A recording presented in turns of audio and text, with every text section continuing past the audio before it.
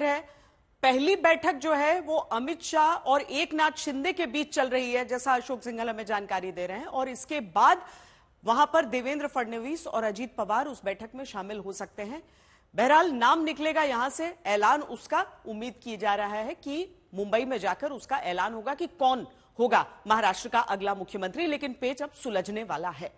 इस बीच रांची में आज हेमंत सोरेन ने झारखंड के 14वें मुख्यमंत्री के तौर पर शपथ ली। इंडिया गठबंधन के सभी बड़े नेता इस कार्यक्रम में हिस्सा लेने रांची गए, सिवाय शिवसेना यूबीटी के। बड़ी बात यह है कि उद्धव ठाकरे की पार्टी की तरफ से आज महाराष्ट्र में करारी हार के लिए कांग्रेस को दोष दिया गया। अब सवाल यह है कि क्या हार के बाद महाविकास आघाडी गठबंधन टूटने जा रहा है? आज मी सुद्धा जरा चिमटा काढून बघितलं की काँग्रेसच्या कार्यक्रमाला खरंच मी हजर आहे का?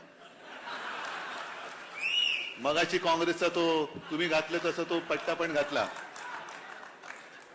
एक आदर केला, मान ठेवला। आता उद्या नक्की फोटो येणार आणि तो फोटो येण्यासाठीच मी तो घातला।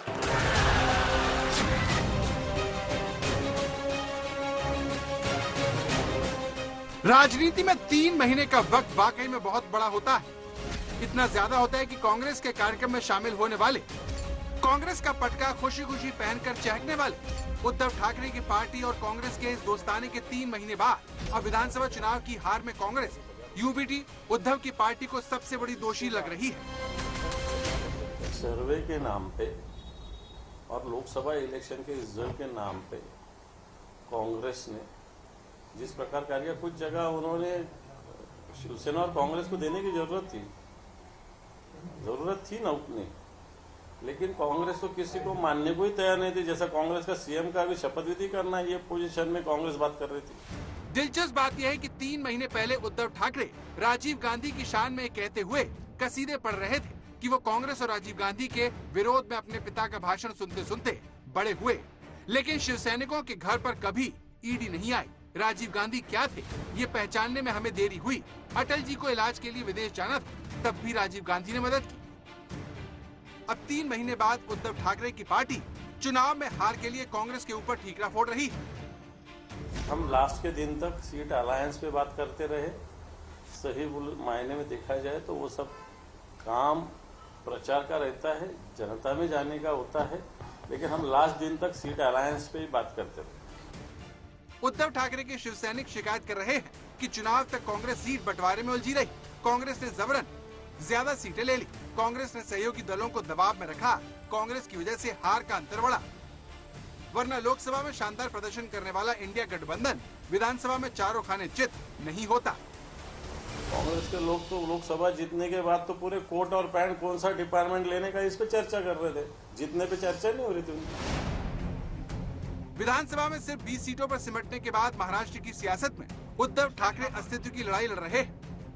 पार्टी के सामने वजूद का संकट खड़ा हो गया है। विधानसभा चुनाव का असर बीएमसी चुनाव पर भी पड़ सकता है। ऐसे में अगर देश की सबसे धनी नगर पालिका बीएमसी की सत्ता उद्धव ठाकरे के हाथ से फिसली तो पार्टी जमीनी स्तर पर भी बिखर सकती है। महाविकास आघाड़ी से अलग होकर शिवसेना और यूबीटी तैयारी कर रही, चुनाव तैयारी में जुटी है। ये देखो अभी तो 5 साल है, ऐसी कोई तैयारी संगठन मजबूती का हम 288 मतदार संघ इलेक्शन लड़ने का नहीं कर रहे। आपको क्लियर करता हूँ, 288 कॉन्स्टिट्यूंसी में शिवसेना का संगठन विधानसभा जीतने के इतना बनाना चाहिए, हमारी भूमिका है। 4 महीने पहले महाराष्ट्र में इंडिया गठबंधन का बोलबाला था। ऐसे में चुनाव में मिली करारी हार महाविकास आघाड़ी के सहयोगी दलों को बर्दाश्त नहीं हो रही, लेकिन असल खबर हार के बताए जा रहे कारणों में छिपी है। उद्धव जी का नाम सीएम के लिए आना चाहिए था, उससे वोटों में 4-5% फर्क पड़ता था।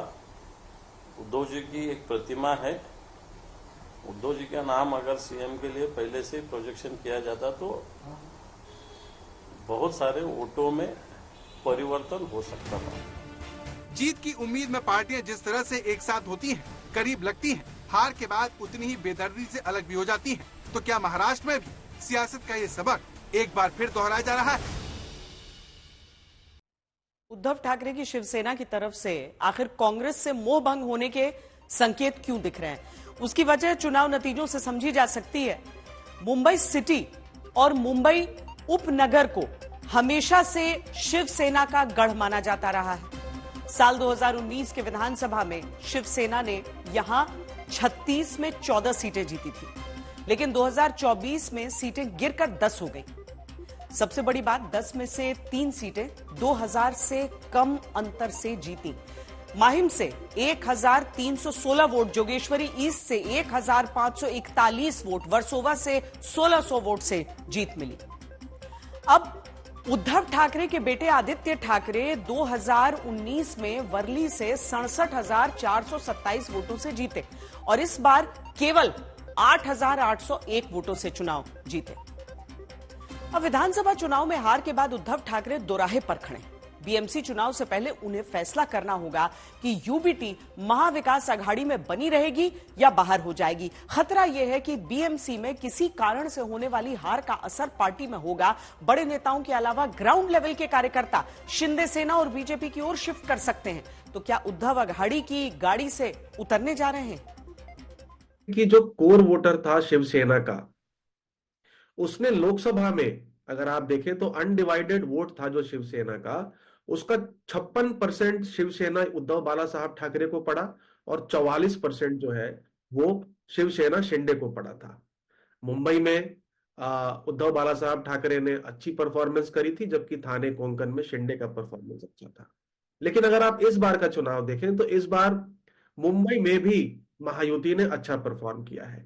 कहीं ना कहीं जो शिवसेना का कोर वोटर है, जो आपका core ideology Hindutva plus Marathi मानुस जो है, कहीं ना कहीं उद्धव ठाकरे का जो ये कॉम्प्रोमाइज रहा है कि उन्होंने कांग्रेस के साथ अलायंस किया, उससे कहीं ना कहीं वो एक डिसकंटेंटेड है, डिसग्रंटल्ड है, जिसकी वजह से इस बार जो है उनको उतना अपार समर्थन नहीं मिला, क्योंकि कांग्रेस पार्टी और शिवसेना दोनों ये अननेचुरल पार्टनर्स हैं। और मराठी मानुस में कहीं ना कहीं ये एक डिस्कशन था कि बाला साहब ठाकरे अगर होते तो ये स्टेप जो है वो उद्धव ठाकरे नहीं लेते या शिवसेना नहीं लेती। महाराष्ट्र में इन दोनों पार्टीज ने हिंदुत्व के स्पेस को ऑक्यूपाई किया।